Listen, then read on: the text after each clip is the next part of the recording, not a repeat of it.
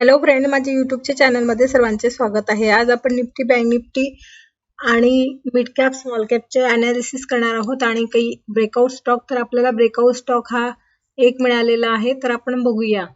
तर फर्स्ट आपण वेळ न वाया घालवता आपण निफ्टीचा चार्ट बघूया. तर निफ्टीचा हा वन डेचा चार्ट आहे. इथं बघा, इथं रेजिस्टन्स, इथं रेजिस्टन्स, इथं रेजिस्टन्स, इथं सपोर्ट आणि निफ्टीचा चार्ट जर बघायला गेले तर एवढा परफेक्ट आहे हे आपण आता बघू शकतो. मागे सुद्धा मी तुम्हाला सांगितलेलं आहे की इथं बघा, इथं हेड अँड शोल्डर पॅटर्न बनलं, नंतर इथं ब्रेकडाऊन आल्यानंतर जर तुम्ही बघायला गेलं तर बघा, इथं जर लाईन मारली, सपोज इथं जर आपण इथं ही जी आहे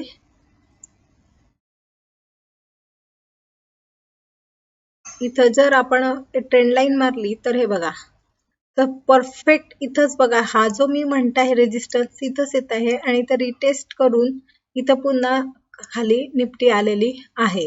आणि निफ्टी खाली आल्यानंतर सुद्धा हे बघा, खाली आली, इथं ट्रायंगल एक पॅटर्न बनलेलं आणि ट्रायंगल पॅटर्न बनल्यानंतर बघा, इथं सपोर्ट हा तुटलेला आहे आणि सपोर्ट तुटल्यानंतर पुन्हा इथं रिटेस्ट झाली आणि पुन्हा खाली आली.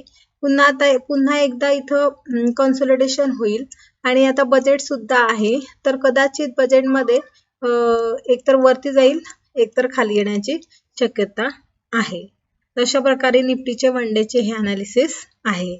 नंतर पुढे बघूया, पुढचा चार्ट आहे बँक निफ्टीचा. बँक निफ्टीमध्ये बघा, हा विकली चार्ट दिसत आहे. विकली चार्ट मध्ये सुद्धा एक ट्रायंगल पॅटर्न आहे आणि इथं ब्रेकडाऊन आलेला आहे आणि सध्या रिटेस्ट सुरू आहे. तर बघा, वन डेचा चार्ट बघूया, कारण आपल्याला उद्यासाठी बघायचं असतं की काय होऊ शकतं.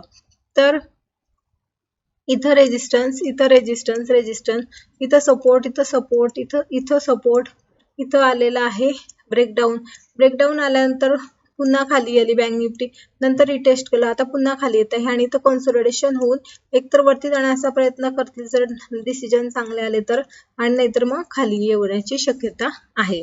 तर आपल्याला इथं आपण बघू शकतो बँक निफ्टी काय रिॲक्ट करते ते. नंतर आता पुढचा चार्ट आहे मिड कॅप इंडेक्स मध्ये बघा, सेम इथं पण तेच पॅटर्न आहे.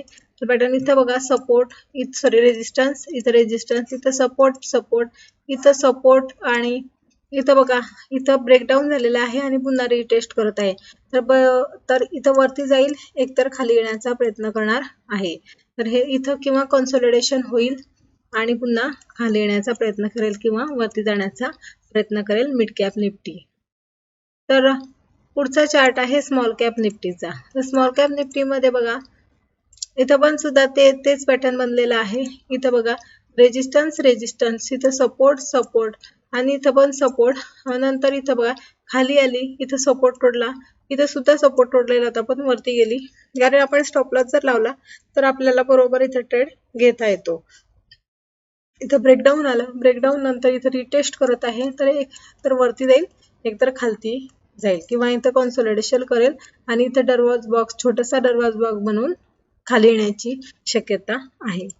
तर पुढचा स्टॉक आहे, जो पुढचा स्टॉक आपण बघणार आहोत, तर बघा, स्टॉकचे नाव आहे SRF मध्ये बघा, जर बघायला गेलं तर वन डे मध्ये बघा, परफेक्ट हा डाऊन साईडला आलेला आहे. ओके, डाऊन साईडला आलेला होता.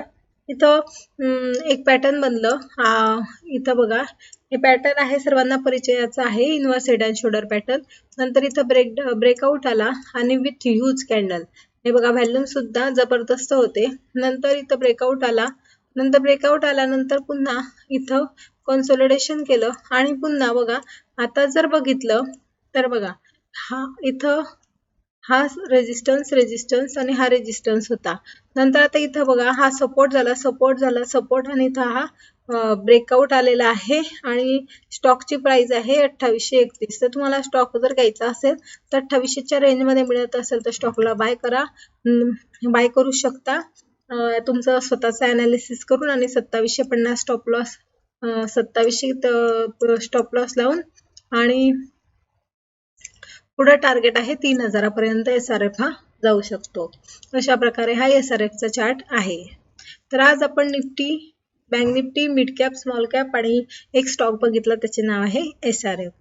अशा प्रकारचे व्हिडिओ जर बघायचे असतील तर चॅनलला सबस्क्राईब करा, व्हिडिओला लाईक करा, शेअर करा. थँक्यू.